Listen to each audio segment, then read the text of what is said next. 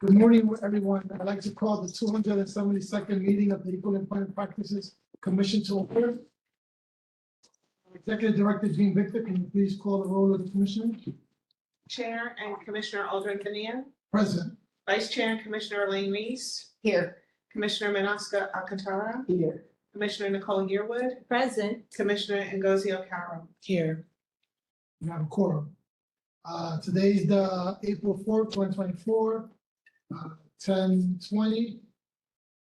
And we are live streaming as well, in accordance to the open meetings law. First order of business on the agenda is the approval of the minutes. Do we have a motion to approve February 8th, 2024 meetings? So moved by Commissioner Reese. Do we have a second? Second. Second, we have a second by Commissioner Yearwood. All in favor, say aye. Aye. Pardon me, any discussion on the minutes, any corrections?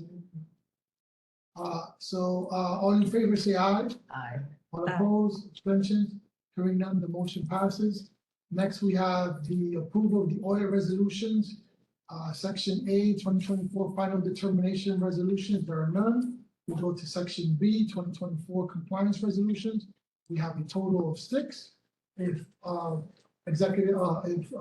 Melanie can read them into the record, please. All right, so first we have resolution number 2023 AP/272-479-2024 C4, Brooklyn Community Board 9. Then resolution number 2023 AP/272-836-2024 C5, Department of Finance. Resolution number 2023 AP/272-041-2024 C6, Teachers Retirement System of New York City. Resolution number 2023 AP/272-801-2024 C7, Department of Small Business Services. Resolution number 2023 AP/272-478-2024 C8, Brooklyn Community Board number 8. And resolution number 2023 AP/272-781-2024 C9, the Department of Probation. Thank you. Before any specific conversation as to each one, we'll take them as a bundle in the affirmative. Do we have a motion to approve resolutions 1 to 6 for compliance resolutions? We have a motion by Commissioner Alcantara. Do we have a second? We have a second by Commissioner Yearwood. Any discussion? Discussion. Thank you. Hearing no discussion, all in favor of the motion to pass this resolution, say aye. Aye. All opposed?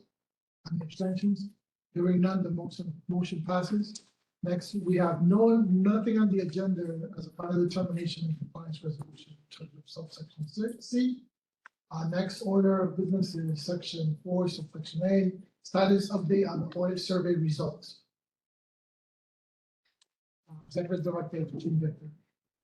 Yes, I put status updates on for old business just to kind of give you guys an update on what we're doing with, various things. So with the audit survey results, I wanted you to know that we're sending out an email thanking all of the participants who took the time to participate in the survey.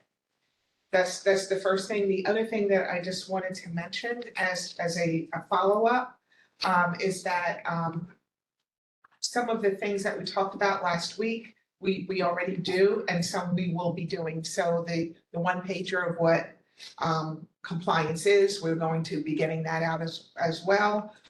We already do the information sessions, the audit preparation with the borough president's offices.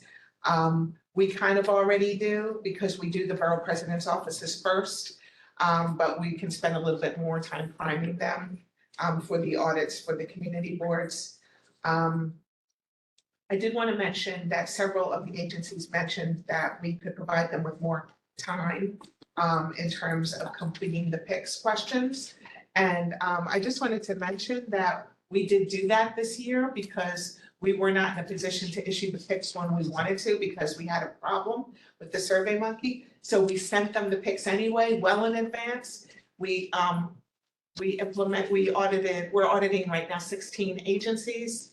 And of the 16, 8 have requested extensions of time because they need more time. We gave them weeks with the picks and they were looking at them as if they were looking at them for the first time. So I just want you to know, for some reason, it just seems like even though we gave them a lot more time, it didn't seem to really settle in. Where are we in terms of completing the number that we need to annually? We're gonna meet our number this year as well.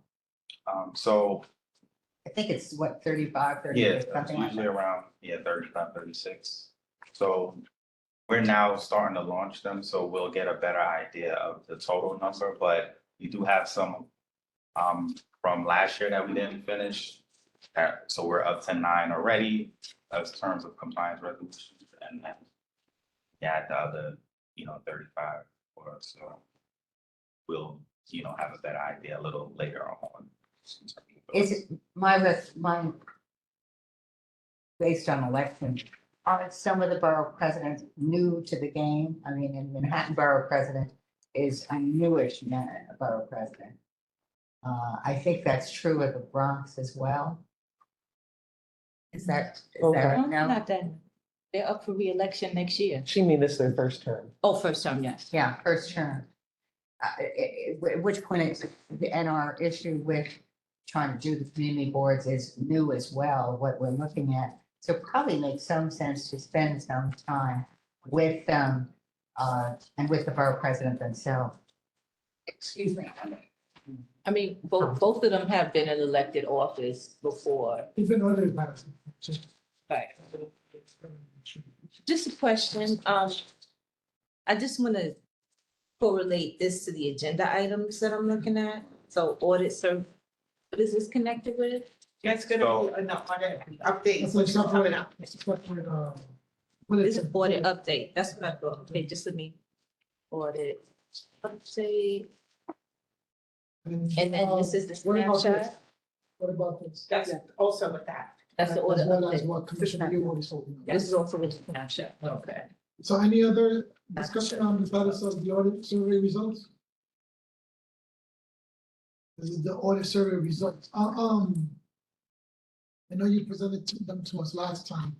I guess, I forget what format, but is any of that, going to make its way into a visual graph, pie chart, or histogram or something that can then perhaps, be added to the website?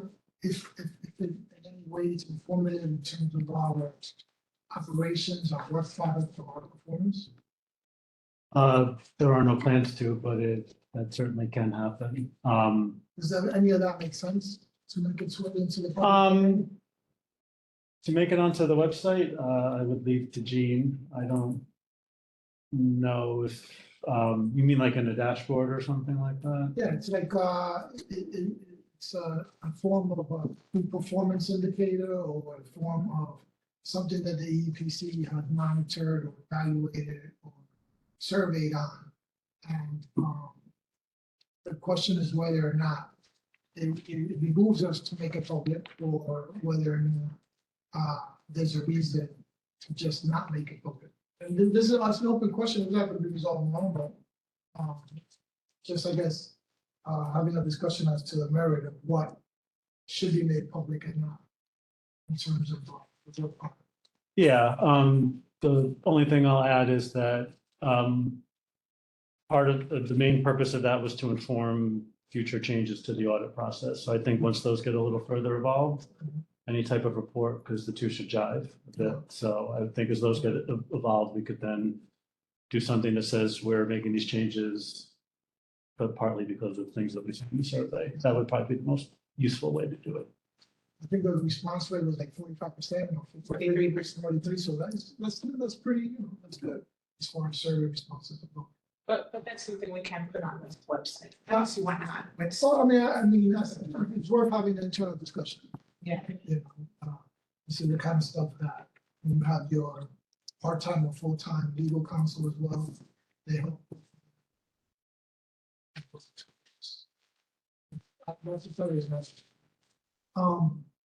No further conversation on the status update of the audit survey results. Next, we have subsection B, where is the status update of the preliminary budget hearing. This, one of these, No, this document here is the NITRA letter, yeah, which will be No, discussed in it's the next section, in section 5. There should be a letter to Natasha Williams. And then it's not always, okay, yes. so this is the one that we're. That's, yes. Can we put attachment numbers and put attachment numbers so we don't, Yes. for the next thing? Good point.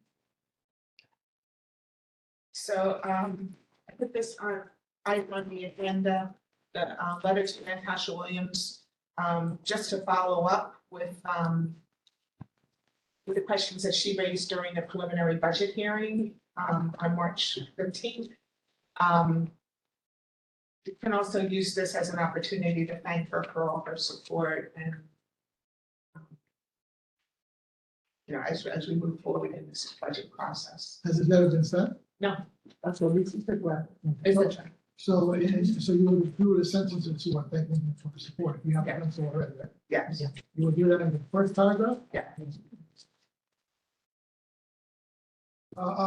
Commissioner Newland, Commissioner Carl, I know you was listening in remotely. Would you like to, say anything in regards to the budget hearing, the preliminary budget hearing? The response of this letter, in response to, Councilwoman Natasha Williams' concerns, or were there any concerns we might have left out in terms of information that she asked of us? I mean, to me, one of the things that it appears to me that the chair wants more money to come to this agency based on the questions that she was asking, based on the tone and the tenor of the conversation. And so, which is good, right? That means we have a friend. So I think that there should be some reference to, you know, The budget questions. the budget questions, or even a statement like, because we have an opening, she requested us something from us. We don't have to just tell her exactly what she has. We can give more information. And so I think, you know,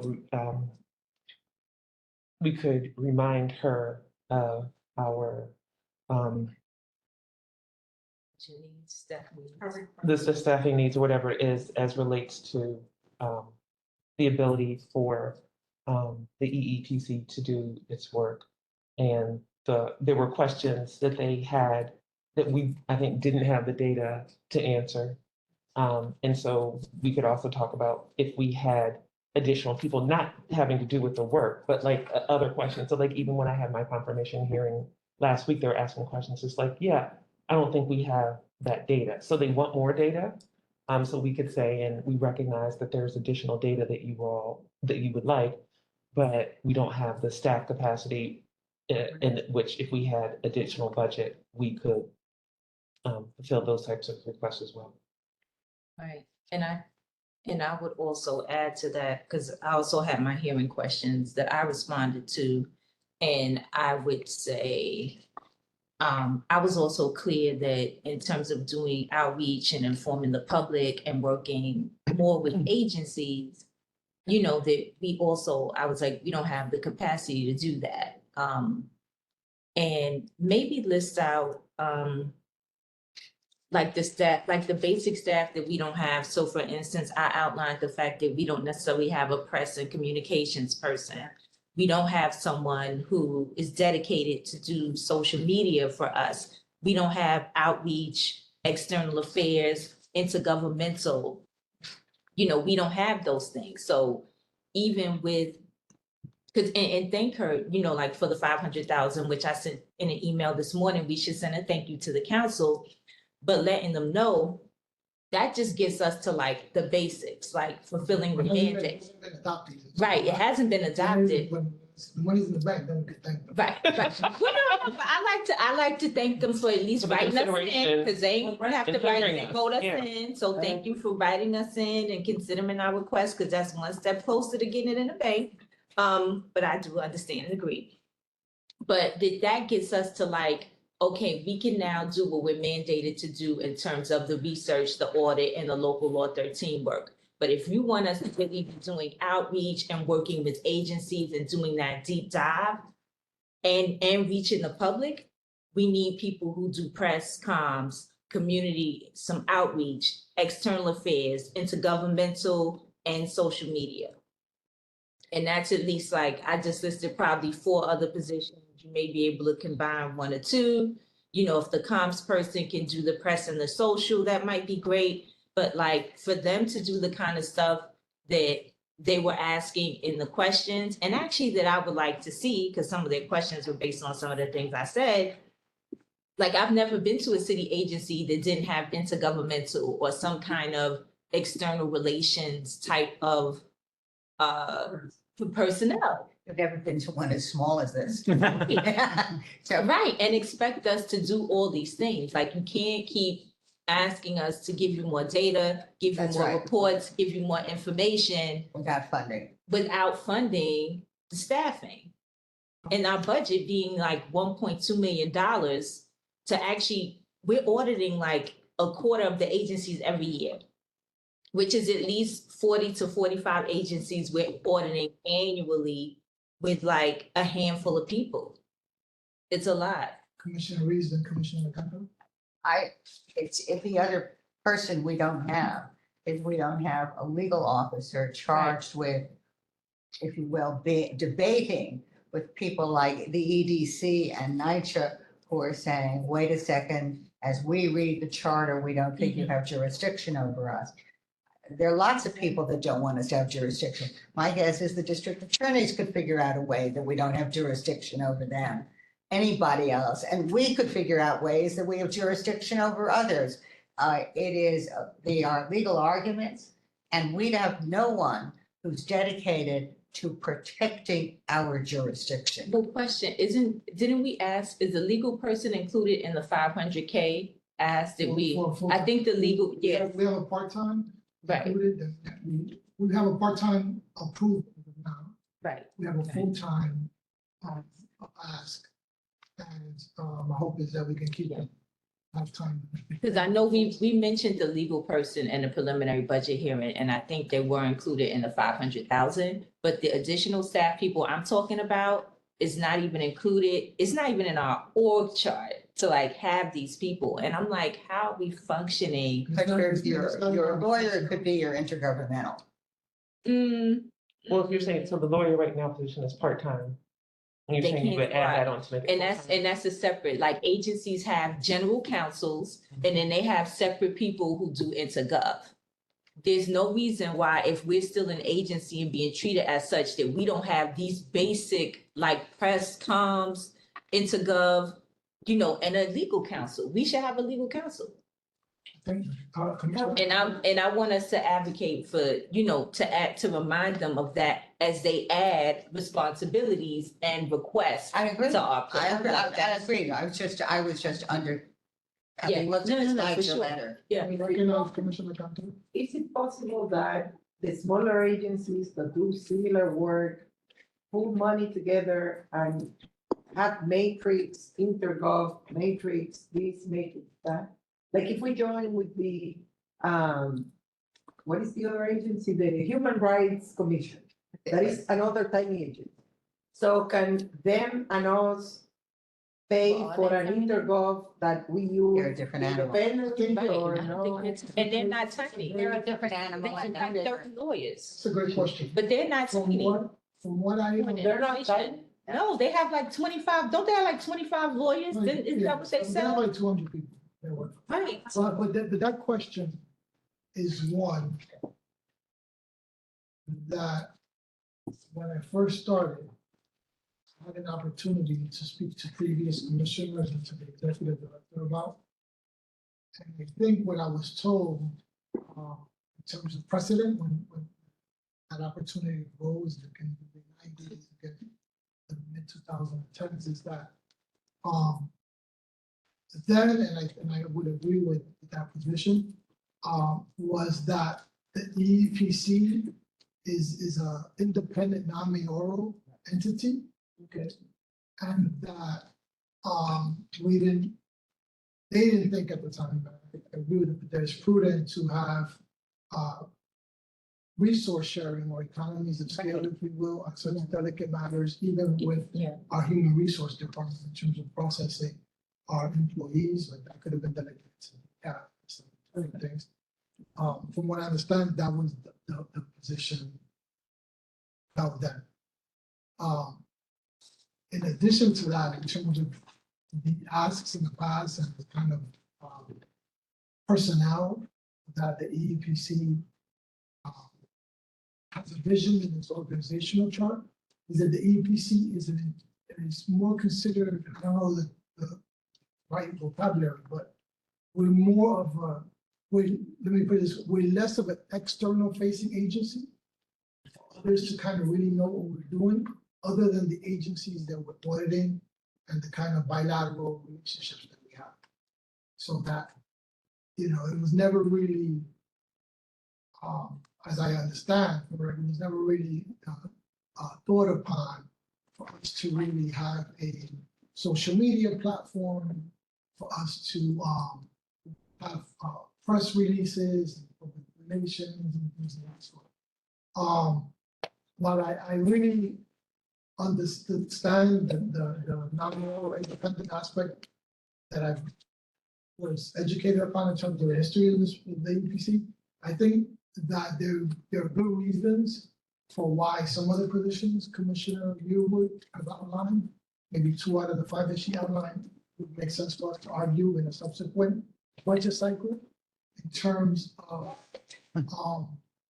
when we do reports, having someone kind of with that public relations eye around reports and how to get people to understand what the reports are, that they were actually done in the first place. Yeah. And then someone more versed in the intergovernmental affairs aspect of how to put this work on people's radars. Because the city's so big that people don't really, they won't really like look at this work. So I think that broadcasting the work we've done and advertising it, and in terms of city agencies that are a little bit comparable to us, I liken our role in terms of being internal, not as much exterior. I find an analogy with the conflict of interest board, whereby they pivoted about 9-12 years ago to not only give agencies, declarations or findings of wrongdoing, if you wish, but they also then started publicizing on their different social media channels aspects of, buying a $70 donut might not be the best thing, but bagel or, doing business with someone who has business before the city, where you get renovations in your apartment, but so like doing things, we're not necessarily singling out individuals, but taking whatever judgments have been made around best practices on conflicts of interest, and then educating on community boards, educating the general public, doing videos, doing trainings, having a robust community engagement arm to their work. So I think if the EPC has something that they can kind of look to for an agency that was not external facing, but did a good pivot to that, COIS might be one of them. There may be other agencies that we can look at that made that pivot or transition. I think there's a distinction to be made between what theoretically the other agency does. They're concerned about discrimination against the citizenry. We're concerned We're talking about about- We're discrimination. talking about the Commission of Human Rights. Commission of Human Rights, and we're just concerned about city employees being treated Specifically. fairly, and that's somewhat different. To that extent, we're policemen. Yeah. That's what we are, and we need as policemen to be independent. We need to be beholden to nobody. I do agree, publicizing what we do so that the taxpayer is aware that there is someone internally worrying about fairness and discrimination and promotion is a good thing and something we should be promoting. But it doesn't lend itself in the same manner even as the Conflict of Interest Board, which is looking at corruption. we're not really looking at corruption. We're looking at fairness of treatment. And that's what local law looks at too. It's looking at data showing where there is unfairness, for want of another term, of treatment of individual employees as against what other employees in the worldwide sector would be, where they would be advanced. So that's the other part of the data. So we shouldn't be as small as we are, but I'm not sure we need to be gigantic either, because what we're looking at is a defined. And going to be clear, the city charter mandates not to look at corruption, is to enforce legislation and the laws related to aspects of conflicts of interest, the prevention of it, the training of it, the education of it, as well as the penalties of it once they're violated. Similarly, the way the EEPC is looking at the practices, procedures, and policies. But we have no It penalties. might be in violation of the EEO laws. But then But we would love penalties. We would love to be able to have a penalty for an agency that has violations. That's the ongoing Debate. debate around But then- enforcement powers. Can we team up with people that we don't oversee? Well, right. In I terms was of gonna say, risk, like- I don't see things. Creating an MOU where I'm like, okay, when I need an HR specialist for, I don't know, things, can I come to your agency and gather your, I think the HR? closest agency that we could collaborate with, which has proven challenging at times, because all agencies have their own stressors and Yeah. concerns, is DCAS. I don't know if you guys would agree that that's. But we already, So we are like the independent budget office. We interact most with DCAS. That's but our- we already did. Well, we have oversight monitoring. Over there? EEO, yeah, over But there. that's what I mean, it has to be one that we don't have any oversight, so There's there's very, no. unless it's a state agency, but that causes all kinds of. Okay. Commissioner Yewood, you had. Yeah, kind of almost forgot my point.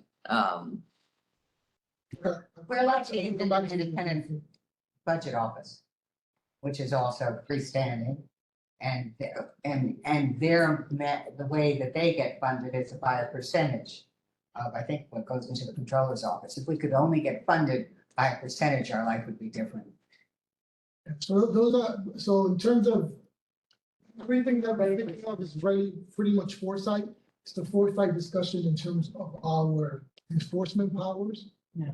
Our subpoena or otherwise, that's in the charter, or that should be revised or cleared up in the charter. There's also longstanding conversations and challenges within this organization around our funding and whether it should be pegged to the budgets similar to the Civilian Complaint Review Board or the Independent Budget Office, Right. to either the controller or some other entity, which as they grow, we grow, without having to go to the regular.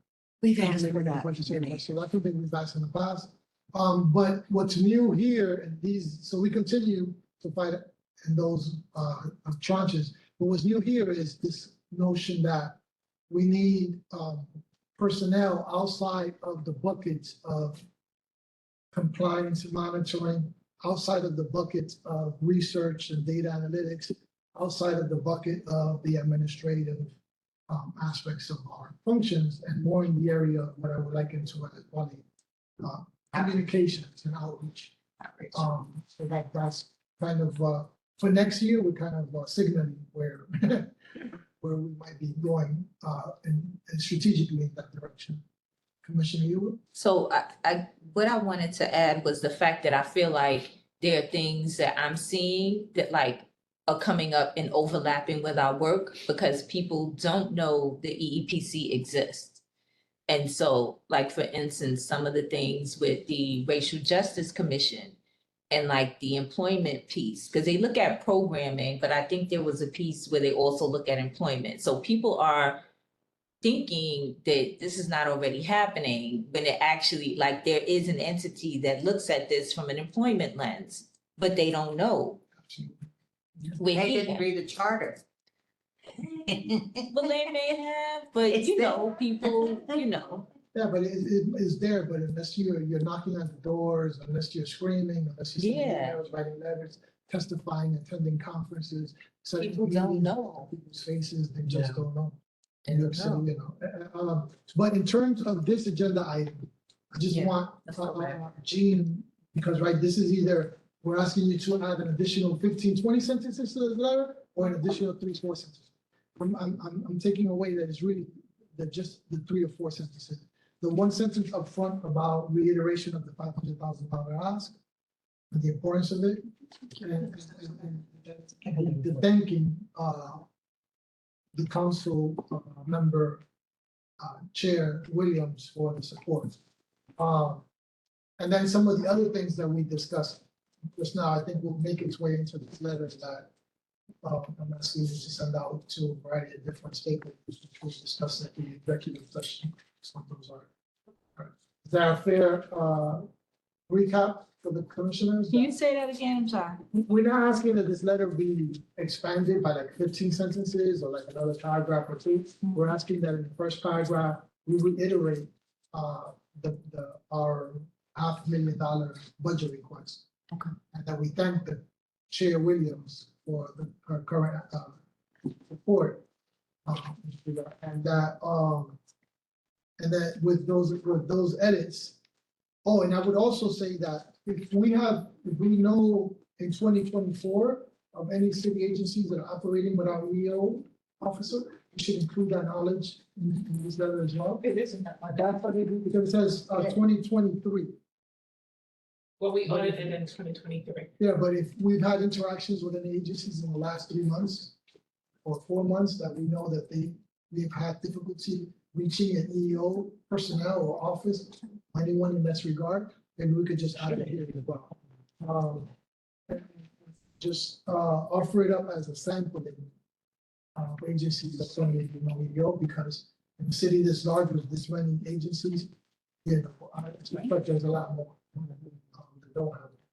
Yes. Could I repeat what I said, only somewhat differently? Without having legal counsel, we can't really quarrel with NYCHR or EDC, and EDC has We're gonna no discuss EOS that. officer, and EDC is, said they don't want to have jurisdiction. Yeah, we have that, we're gonna probably, we have an opportunity to discuss that. in the next It's agenda. just an expansion. Now, the celebrating 35 years of city service in the bottom. Yeah. I understand where that came from and how that is, but I just, it should be a little bit more consistent, whether it's gonna be part of the letterhead for the remaining year, or maybe where it says right under the logo, maybe we could just say 35th anniversary or something, but it threw me off a little bit seeing that at the bottom of the letter. Or just put it as a footer 0.5. Yeah. So it's lower. Or maybe just like right under the logo. Okay, well, 35th anniversary. Well, if you're gonna put it in the footer, then have it Like be an a footer italics or that goes across the different sheets. And then how does it appear on the email? Does it appear in similar way? Next, we have section C, status of the agency EO officer information sessions. Yeah, I just wanted to give you just a briefing on the fact that next week, we're gonna be starting the agency/EEO officer information sessions. On Monday and Wednesday, we'll be doing the EEO officers, and on Tuesday and Thursday, we'll be doing the agency heads. And then on Friday, we're gonna be launching the next round of audits, the remaining 16 agencies will get their picks on Friday. Any questions from commissioners in this regard? Yes, Commissioner Reese? Does everybody attend, or is that you try to do it and some people don't show? What is your attendance ratio? I don't have the exact numbers with me, but I would say maybe a little more than half, Do you think perhaps that's something? at least for agency heads. Now, for EEO officers, I think you get more, sorry. Okay, but isn't that a statistic that you might want to let the city council know about as well? We can, Because to some extent, that goes to attitude and perhaps underscores later on your difficulties that you may have. The rat starts at the top. And if the head doesn't care about it, it gets treated the same way. Historically, and I'm not going to suggest to you that it's worth your time, or the effort. But two, three chairmen ago, used to, the executive director, three executive, used to insist on opening an audit by visiting the head of the agency. And that, I think, is probably time consuming and not worthwhile. But it did make the point that it was important for the agency to participate. And by going in the door and shaking the hand with the head commissioner, it made a difference. I don't know how we do that, but maybe just telling someone that so-and-so from the police department didn't even attend and their EO officer sent 3 assistants down from it rather than the chief EO officer, which I'm arguing, it may or may not be true, I'm just making it up. But that says something about the value it's looked at, that the particular agency feels for the EEPC and what we do. Commissioner Yewood? What I might do is, I would suggest just copying the council member on the letter or whatever correspondence you send. Councilmember Natasha Williams, who's chair of the council committee. Well, I'm just asking them to keep a record of it. You're asking to put it into writing? Just to copy them so that they know, they know that what we're doing, like we're inviting them to the sessions. And they see that this person is copied, maybe they're more inclined to come and take the invitation or Okay, request. got it. That's the area. Okay. Yeah. I didn't understand what you were Yeah. saying. Yes. Those Do you important send an email or? Yes. What you say is our Natasha Williams, mayoral. I don't know. The council has oversight. Jean, who do you work Probably with? the And the deputy. mayor's office, which deputy mayor do you work with? What So- deputy mayor is in charge of human resources? I've been going to either the chief of staff or one of the deputy mayors, and there's a bunch of them, but I try to get the one that's like workforce. Yeah, that's the deputy So mayor. Maria probably Torres Springer? copy. Maria Torres Springer. I don't remember off the top of my head. Hold on, let me. We should know, we should Okay. know. Yeah, we should know who. who- Yeah, But if we- because I wouldn't want to just copy the city council because we're independent non-mayoral. So, Right, so if we're independent, Whoever- mayoral, do we have a whoever- mayor? yeah, we have 2 mayoral appointees. He's saying who deals with this. who Right, cares no, about but this that's stuff. what Oh, do we have a mayoral Do- counterpart? because, Yeah. like city agencies have like, it's a clear line of, We should, I just don't know who that person is. Really don't. right, because we're not mayoral. We should appoint one ourselves. We tell the deputy mayor, we're under you now. So it should be the workforce deputy mayor, the person who's in charge of employment. Okay. Or no, the Or person whether who, the strate- no, if the strategic initiative is under Anna. but no, it could be the person who oversees that city agency, so, bless you. Thank you. So the deputy mayor who oversees that agency. So we will be under, like, let's say, Commissioner of Human Rights, whoever oversees. No, that. no, I'm saying if you send, so for instance, you send something to DOT. The deputy mayor who oversees DOT, I believe, is Mira Oh, so that Joshi. means, it will So- change, so that will change depending on the agency, because every agency is under different. Right. Because we are a separate non-mayoral, so we shouldn't technically have a mayoral person, but they have somebody they answer to. Like if they're not responding. So then copy, yeah, then, yeah, basically. And you were appointed by the mayor, but there's some commissioners that were not appointed by the mayor, but they were appointed by the city council. No, that ain't that, but where The we only one appointed by both. when they are appointed. Because the mayor, in theory, the mayor doesn't have control of the majority of the commission. Okay. You and I are appointed by mayor. Yeah. We don't discuss what mayor. So, so anything else on section C, subsection C?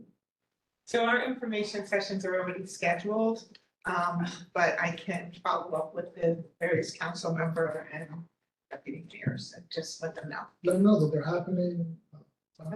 Yeah, you can send a list of, we're having this meeting, a letter we're having these meetings with these people, and these are for deputy mayor, whatever. And then I send updating them on the calendar of the meetings. And you send it to the boss deputy of that group of people, and then the next one. There are only how many deputies? Like five. Yeah. So it's 5 letters letting them know this is when we do it. Yeah, if they're not, See, they know the commission. like if they're non-responsive, you know, like if they say, you know, Ms. Victor, I can't make it or something, that's different. But if they're non-responsive, I would say definitely send it up. Yeah. They should be responding. That's But another way. essentially, it's 2 letters. One, you want them copied on the initial invitation so they know of it. And 2, you want to know if they didn't show or didn't send somebody that the If they person did they not report to. respond. That's another way to. Got it. let I folks just know want to What we clarify. doing. what we're doing. Yeah. I want to clarify for the money, that's all. Yeah. And the symbolism of putting your boss, always work. Yeah. Next, we have, old business, we have, subsection D, status of certificates. Yeah, that probably should have gone in new business as I think about it, but it was a conversation that you and I had about certificates. And I just wanted to clarify, one of the things I didn't realize at the time, the chair had mentioned to me that the certificate did not really look professional enough to hang. Like, we send this, something like this to an agency head, they may not feel that it was professional enough. However, we haven't been sending them that, we've been sending them a photocopy. And that, I think, is the problem. We've been sending them these. So there was a time when we did mail out their certificates, but we haven't been doing so lately. So, but it just kind of opened up a conversation as to what we should be looking at in terms of how our certificate should look. So this is a blank piece of the stock that we use to send out our certificates. And in line with comments from the last meeting, which is probably why it's called business, is that, you know, we should somehow recognize the stars, right? The agencies that really do a great job. They might have 0 corrective actions, or they may correct any corrective actions they have before they go into the compliance monitoring program. So I was thinking perhaps this might be a good time to think about if we give a gold newly designed certificate to our star agencies, and then maybe we have a silver certificate that would go to our agencies that didn't have many corrective actions, or maybe a bronze, maybe a gold, silver, and bronze to our agencies that have many corrective actions. Is that the same as this paper? Yes. I have a dumb question. A really dumb question. Has anybody ever hung any one of these anywhere? Because my guess is that it just isn't going to get hung anyhow. So among other things, why does it have to be this size? And couldn't it be half that size, which might make it more apt to be placed somewhere? That's a lot of floor space. No, I was just gonna say, in terms of your question, so there were mostly community boards, but we have seen screenshots from many community boards where they do have their certificates posted in their office. So we have seen it in a few other agencies sometimes, but we've mainly seen it with community. Okay. And CUNA does. Okay. Now, the certificate is for completing, what is it that we're providing the certificate for? Compliance. That their program is in compliance. They have no That's what I more mean. corrective So- actions. If you have still a few corrective actions to go through, why are we giving them anything? No, they corrected them before they got the certificate.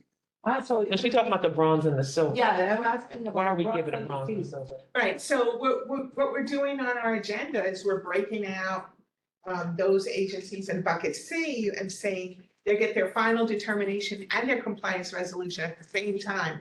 These are our star agencies, right? They've done exemplary work. So why don't we put a blue ribbon on it? Yeah. Put a blue ribbon on top it, of a gold seal on it or or something something. and. The thing do is, that, but it's tied to the conversation, how do we elevate EPC's visibility. Yeah. On the work we do. Partly is if every city agency and human institution or at their DEI office or wherever has this hung up. Yeah. Corollary to that is whether we have an electronic image or badge where it make its way on the website as well. To me- It's another possibility, but, it's just that that's where it started.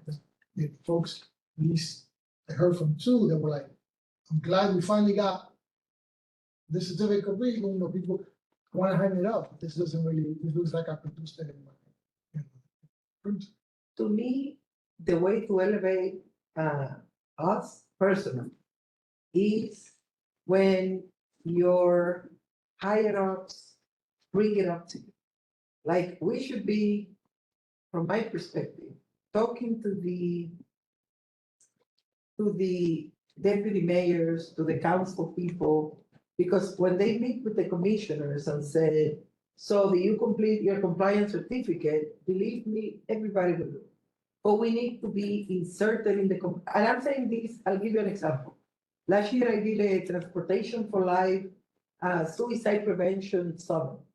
And I wanted all the transportation agencies and, begging. Will you join? Will you join? Will you join? And then I had the opportunity to meet the director of operations. And I said, Catherine, do you mind you send an email? She sent an email, 300 agencies signed up, like within a week. And she didn't say anything other than, oh, it would be nice if you guys, but coming from her, we take it as a mandate. It's like, yeah, it's not a, do you, and then the people who put them will be sending, oh, I can. So I always feel that they are the ones who signal to us what is important to them. So meeting with them often, so they tell, if you're the transportation deputy mayor, telling your transportation people in your meetings with them, where are we with this thing makes a huge impact. Because, you don't want to be, when you go and, in my case, MTA will see they have 1 billion people and they'll be like, yep, we completed that. And I'm like, oh, we did. So who in my agency, that makes a big difference. And that's what, our commissioner was saying, that it's like, just CC is such a, like, oops, they're reading this, we need to be on top of it. It's a bit, the symbolistic aspect is significant. Any other points on this topic? Okay. So I mean, to proceed, I personally, I know the commissioners are in agreement. I'm a visual person. I like to see maybe 3 options, right? Of how the certificates may look with the blue ribbon. May or may not have to even be this paper, just, 3 options. Why? 3 options, and then let the commissioners, let us have an opportunity to deliberate. Should you, Are printed certificates part of our budget? OTPS? Yes. Yeah, I mean, we would make it part of our budget. It's currently part of our budget, but if we have to make it a bigger share of our budget of OTPS, then we have to do so accordingly. The $500,000 ask that we have is not all PS. There is a certain percentage. of OTPS. OTPS. Okay. Yeah. I mean, if we could share a breakdown, just because I was like, is this all personnel? Like what, does it include like printing reports? Because I know we can't afford to print reports. It's not itemized in that way, but I know that the intention of the executive director is to deploy the OTPS in accordance with the priorities that the commission set. Gene, what's the illustration that currently is the back? It looks like people. Is there some other way to find? Statue of Liberty. It's the Statue of Liberty. I don't know if you can make it out, but there's Yeah, a giant, Maybe no image, right, is the way to go. So it looks like Yeah. less clothing. Yeah, maybe there's some way. to Yeah. figure that So we out. just, like mull over the option, and you can make a little contest within the office and see. Yeah. Somebody say, you know. Somebody do illustration. Right. The EPC. Maybe no can barely read. Yeah, definitely. So if Illustration at you all. could barely read the EPC, maybe making the Yeah. EPC part more pronounced. Yeah, making it on a typeface and. Commissioner O'Connell? I would put it on white paper and not have that background because it's for people who have Right. vision problems. Yeah. It's hard to read if it's not black on white and with the noise of the image. Right. It should be language rather than illustration unless there's a specific illustration that's necessary. And I like blue ribbons. Me too. Who doesn't? We look forward to seeing those. So, I like those. next order of business is no order of business, section A, new EEPC personnel, yay. Can't wait for this one. Tell us. Yeah, so we are now at our full complement of 12 head count. Now, for everybody who's concerned, Jean is a magician, Right? right? She does magic. Thank you for the magic. That's what I put in my pre-hearing question. Can you tell us more? Yes. So our last hire, her name is Tanisha Springer. She's an EEO program analyst. She's now working under Menelik. And now Menelik has 4 EEO programs. Okay. We'll hear no further complaints from her. That's it. We've done ours. She's done your job. Which is like having one until they get their feet, Yeah, they get their bearings, right? 3 months. We're very happy about that. Do we have a part-time general counsel? We've selected someone. I put that in personnel matter. but- Oh, okay, got it. Next order of business is, a letter that really confused me, but it's, subsection B, jurisdictional question from the New York City Housing Authority. It's the way I read it, they are under our jurisdiction for some things, but not for others. and it's very weird, but I'm not an attorney. I know Commissioner Reese and Commissioner Okaru are both attorneys, but, I'm not sure if we wanna give fulsome treatment to this question now or wait for the part-time general counsel or whether the commissioners want to opine on this now. And we're- Commissioner Reese? I suggest going to the law department. I suggest going to the law department. They have a council. It used to be one young man who was in charge of it. Everybody's younger than I am anyway. But seriously, I would go into the court counsel who has a better ability to interpret the charter than even someone we hire, since they deal with it all the time. And within their council department, their legal counsel area, and come up with what he said. I mean, I have always believed that we had broader jurisdiction than this letter would say. And you can play with words, but I do believe that it would be set up with very broad jurisdiction over anybody that got money out of, from the city. Anyone financed from the city, we had jurisdiction over that. We looked at the public libraries and aggressively walked away from that for a particular reason, but based on how they were financed. But I always thought we had jurisdiction over a lot more people than we exercised. But everybody will try to get out of it. Why would you want to have why would you want a policeman to look at your records? Well, they already have a federal monitor, so. Well, some of them do. Department of Corrections, thank you very much. Right. Anything? Looking at the very self-same things we look. I mean, I think what Elaine says is the law department, I mean, it does say nyc.gov, like their email address. So it's just like, I don't know, it's the law department. Like, we don't have somebody, it's gonna take more hours and time to argue with than we have. We don't have to, I would go to the law department and because they theoretically deal with this all the time. I'll make an official request to the law. But yeah, and I don't know anything about the law. How can you be partially? How can we have partial oversight of authority over them? Because they say that we don't have full oversight. So what is the partial oversight that they Because decided? they have public members that are appointed to them, they're not all city employees. Their argument, but that's the EPC's argument. We Yeah. don't want to lose jurisdiction with either group. Okay, And so where we are, but I can't I don't have the cases and I can't argue back. I'm sure someone at the law department can help us. Right, this can't be the first time it came up. And I started Not with the the first history, time. actually. Right, It so- goes back to at least 2017 that I could find in the file that they have been contesting our jurisdiction. But we do have a letter from the law department on the opinion 1190 that says that they do fall under our jurisdiction. Thank you. So why don't we So send resend them that back. back? So send that Send them back. back. Yeah. So just send that letter back and say you are under. Yes. Well, you can, but I go to the law department, put them on notice because they'll raise it again and. And when you- No, we don't, Somebody- I wouldn't go to the law again. department. I wouldn't go to the law No, department. they already have an opinion. They Yeah. already made a statement on the issue. We just send them, thank you for your, and then send back what the law So you department folks said. individual- This has already been adjudicated or Yeah, whatever, individuals new to the position, so they may not Right. have that original, that information. requirement. So just give it to. We don't want to know people. Yeah, we understand your concern. Exactly, right, 'cause it could be different. Yeah, we want that, right. We want to keep the opinion we And have. especially here, they're saying that relatively.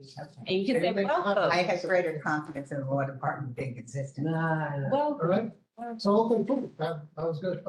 Next we have, problem solved. section 6 of audit update, subsection A, status 2023-2024 audit plan status update. All right, so I'm gonna start with the sheet that has the audit snapshot for April 4th. So basically, this gives the overview first of the 6 agencies that achieved compliance at the meeting that you all voted on earlier.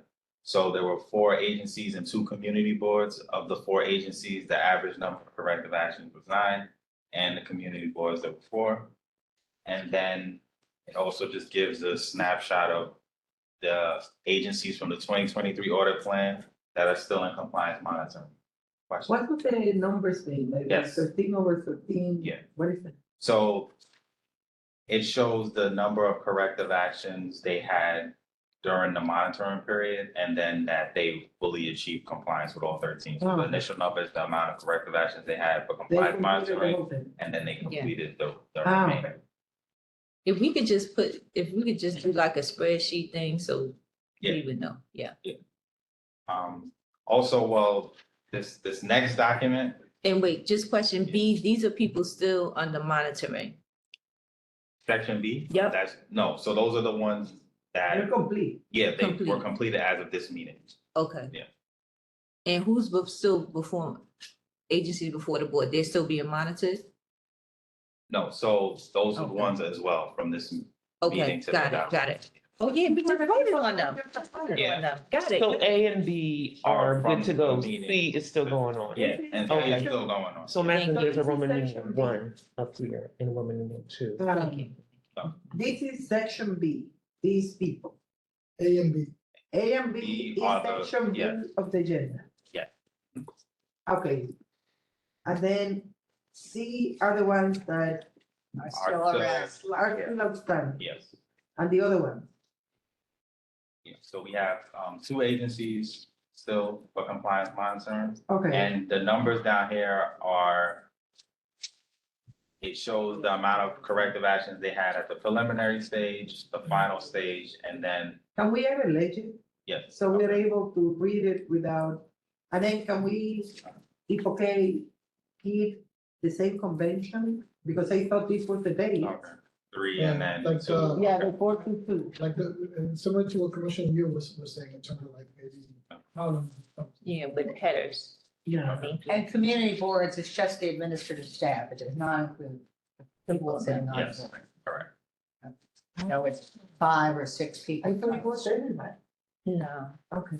Does not include does not include the citizen members who sit on the board. Okay.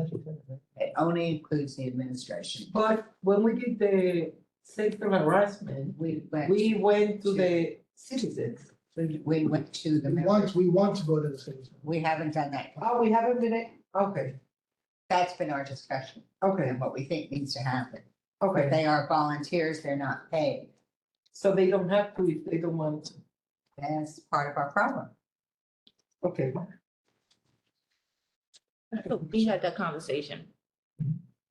So most prevalent corrective actions, for the community. For the community Yeah. boards, okay, The surrounding training.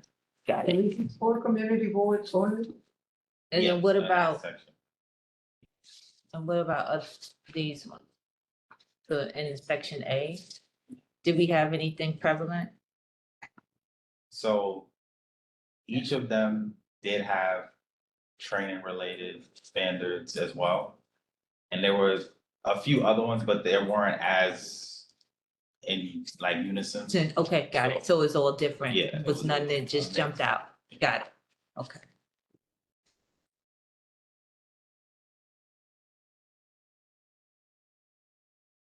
Any other questions about the Snapchat? Thank you. Okay. Just a comment. Okay. If this is complete in the board meeting, it should be. Because then it gets confusing. I thought these were new agencies and new community boards, not that these were the ones recently completed. Might need a subhead, Yeah. subhead completed and open. Yeah. Next, we have the, It was just one other, Yeah, just. so the We have to- spreadsheet. oh, Yeah, that Okay, was. it's good, check. Thank you. So this shows a complete summary of the 2023 order plan. So it has one we sent out to PDs, like the FDs, 2023. So this Okay. 2023 order plan. Is there a way we can, see this on screen or something like that? My vision is too low. Yeah. My new glasses coming too. Strong Length magnifying. of my arm. What is ED? Our preliminary determination. Again, elation, please. I have a dumber question. What do the colors mean?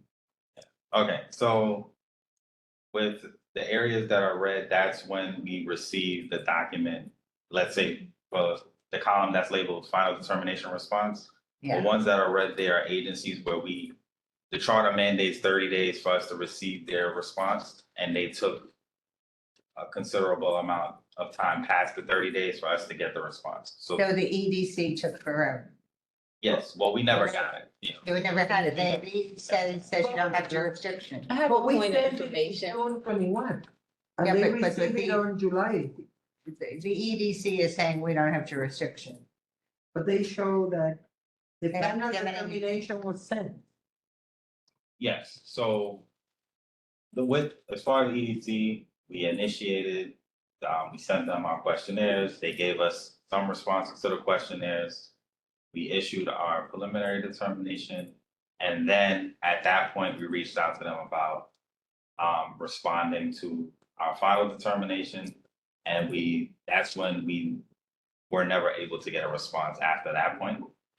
Quick question. Mhm. So the preliminary, you get a final determination even if you didn't comply with the preliminary determination? Well, the preliminary determination response is optional, so not all agencies choose to respond to the preliminary, so when they don't, they have 14 days to issue that optional response, so if they don't, then we will just move forward with our final determination, Saying and you then they only, have to respond to Okay. that one, so we'll just move it forward. okay, But the EDC responded by saying you don't have jurisdiction. yeah, They said that they revoke their consent. So what does Now, that? do we That's have a much better, letter from the thank you. Department of Audit to them? so in our That's what they're- prior annual Oh, okay, yeah. reports, because I went back and I took a look. Enlarge I it a little printed bit it more. off. And for authority under the EDC, it says, Let me know if you want. it says that, Agency. it says the NYC EDC also voluntarily consented to the EEPC's audit, evaluation and monitoring, and based on their commitment to ensure that no person is excluded from participation in or denied the benefits of equal opportunity. And they consistently adopt, and that they will consistently adopt and implement EEPC's prescribed corrective actions. That's how it was written up in our annual reports, that they had this consent. Then when they withdrew the consent, that put us in a different space. So that's something that I will address with the law department when I advise them about it. I think they have to. And see what happens. Yeah, but NYCHA is different because we have a determination. But the EDC's funding is from the city's fisc, is it not? Yes. Total, So they should be. they should be under a jurisdiction. In my very simplistic reading of the city charter. Anything else, Agnes? Just quickly, I'll just say a couple of other areas. So where it says CM1, CM2, CM3, CM4, that's the compliance monitoring months.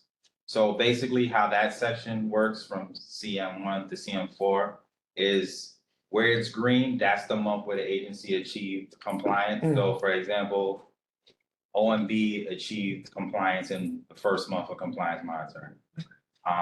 Then when you see numbers there, it's the amount of corrective actions they still have remaining at the end of the month. Okay. So it gives you an idea of how many corrective actions they had month over month. So you see if So- they've implemented one at a month, 10, So 9. when you're in CM4 and you have two, is that complete?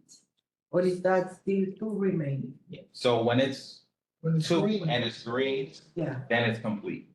nice. So Green is complete. completion. Yes. when it's 10 and it's red, I mean, it's incomplete and they still have 10.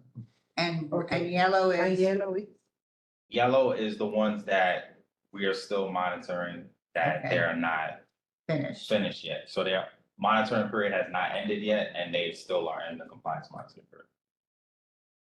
okay. And So, the yellow, so really, you're supposed to have like CM5, CM6, it can go. Yeah, to so- Yeah, so on further to the right then, since our default compliance monitoring period is 4 months, that's what we stopped at 4, but later on, there's a column for compliance monitoring extension and then CM5 and CM6 for additional months see. if it gets and what is assigned to those agencies. CMN? What about COIV? There seems to be nothing, it's blank all the way through. Yeah, What is so, that mean? so that would be one of the gold star kind of agencies, so an agency, Which one is it? COIV 312, so they're in the bottom group. I don't know, what are you saying? COID. Oh, One 312. that has Oh, I nothing. see it now. 312, yeah. See, there's nothing, there's no color at any Yeah, point. so Yeah. that's because they achieved compliance before our final determination, so they didn't have to go through compliance Okay. monitoring. Well, for me, because those that are blank probably should have some wonderful color that shows that there's dark. Like a light green or something. Something that says it's dark. Okay. Okay, stars, they're stars. Now, what about the light orange? So, okay, I know it's a lot. So. I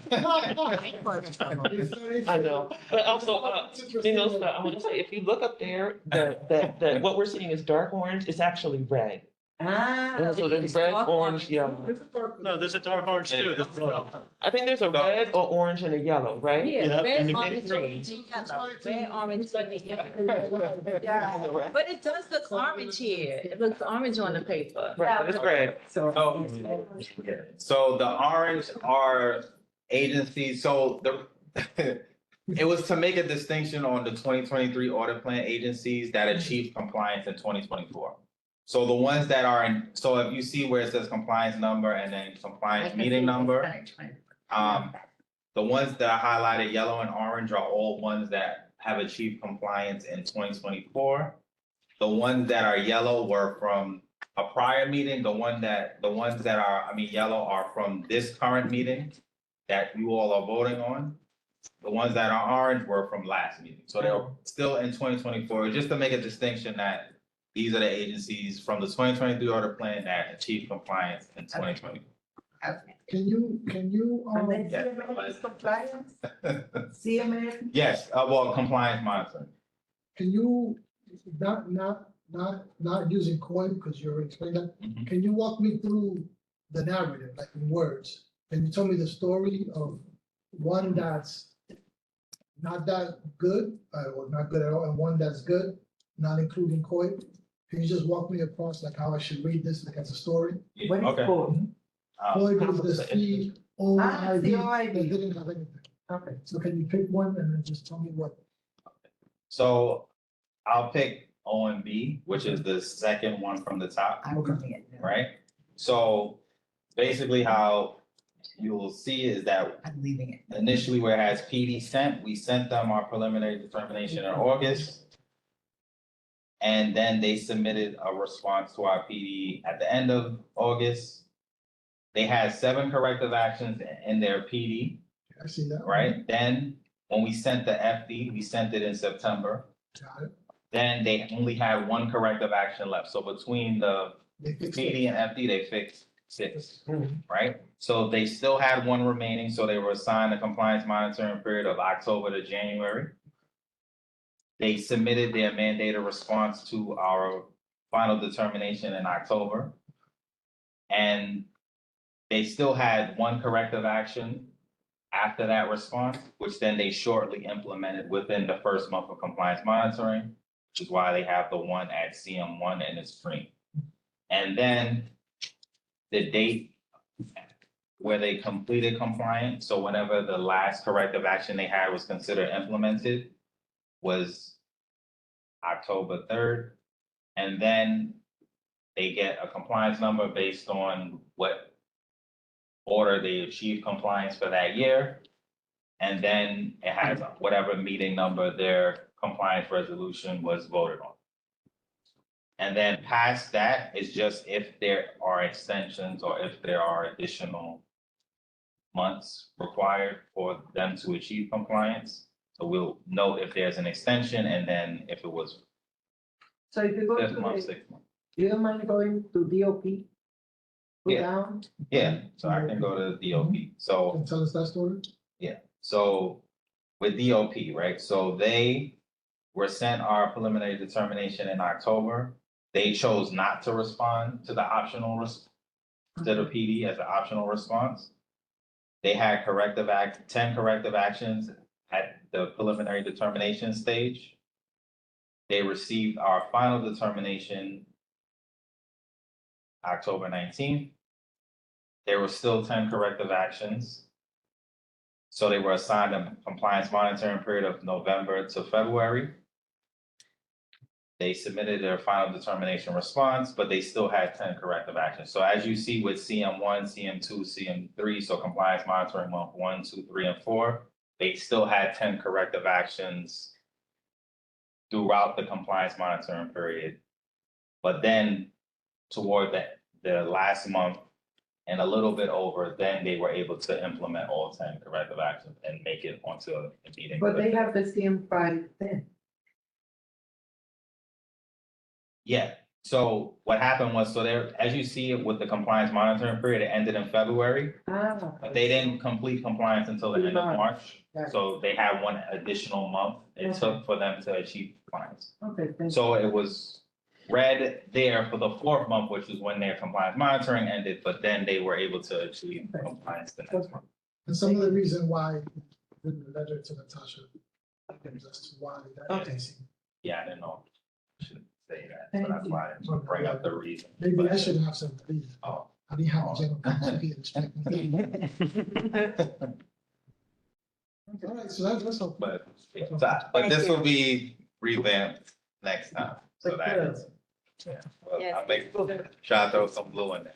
Yes, Thank you. and some legends. We can't read your mind. All right, next, we have the agency head, principal EO, professional information section. That's a typo on my part. What it should really be is, we had a conversation about having personal meetings with the agency heads. So, I did set up a personal meeting with FDNY, so we're Yes, that is looking me. at next Thursday. Good. Good luck. Sure. Yes, that is me. Yes. Next, we have Perfect. section 7, subsection Thank 8, you. status of the local law 13 reports. They're done. Done. They're done. on the website and published. I don't know if the one for CUNY has been submitted to the city yet, but if it hasn't, it will this week. Can you tell whether they're read? In the past, city council staff have indicated that they've read them, like for the committee, and they've asked us questions about them. Do I know how widespread they get or beyond that? There's no way of getting clicks or something? Oh, no, we can do that on the website. We could measure. Why don't we measure reading? Yeah. Or non-reading? I just, Yeah. just for our interest and maybe even for reporting back to the city council, because maybe it's something they should make more public noise about. I actually don't know the extent to which we can do that on the website, but I assume that we can, because on any other website, you can tell who's been to where, yeah, Find out. but yeah. But I can't tell you if they've looked at the reports. I can tell you if they click into the website. That's all right. Yeah. That's it, you can't tell what pages they go I to, don't or- think so, but I will. No, they. Why don't we find out? You might be able to. How many seconds the page was open? So normally if it is 2 seconds, they didn't read, but if it is a few more, they Like might. 5 minutes. No, not so much 5 minutes. Some people just go in to print it, and it may take longer. Or to- download. Yeah. One thing I'll say is that I think most of the people that read this are getting this forwarded to them from the people that we send it to. So I agree, we should look at the website and see if anybody's clicking on it. But as we are primarily an internal agency, and this is mostly like dealing with the mayoral agencies, we send it to the relevant parties at the mayor's office, and then they throw it out into the world. So I don't know how accurate it'll be, but we should still know. I agree. But one of the other pieces of it, which is sort of interesting, and I'm seeing from there, it might be interesting to provide it to some of the, in our mailing, just to provide it to some of the universities with the people who are pursuing labor issues. Some of the professors, just a mailing from us going to wanting to get further knowledge of who we are. And that might get you some more reading or some more commentary on how it's produced. Super. Next, we have research update B, subsection B, symposium update. So I can take that one. We've engaged a consultant, Beverly Taruli from NYU. And she couldn't make it the date that we originally discussed, which I think was June 6th. We had to push it back to June 18th. So she's working on preparing a PowerPoint with the focus being more on city branding, more on how the city takes care of its people when it brings them on. How are we as the city valuing the people that we are trying to get on board? So that kind of corresponds with, underutilization in the sense that we're trying to get more women, more people of color into the city, into city government, particularly into certain job groups. And, are we paying attention at, what the city, how the city presents itself to these groups? Or are we meeting their needs? So that would be a focus. And it would just be that one speaker. No, and then we'll have our internal speakers as well. Next, any questions, commissioners? Next, we have subsection C, the city agency pilot program.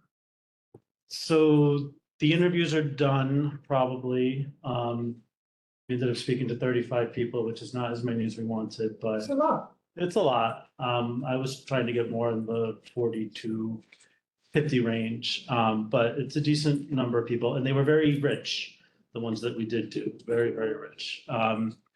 And then we launched an agency climate survey that has been up for a little over 2 weeks now, and will be up for at least 2 more.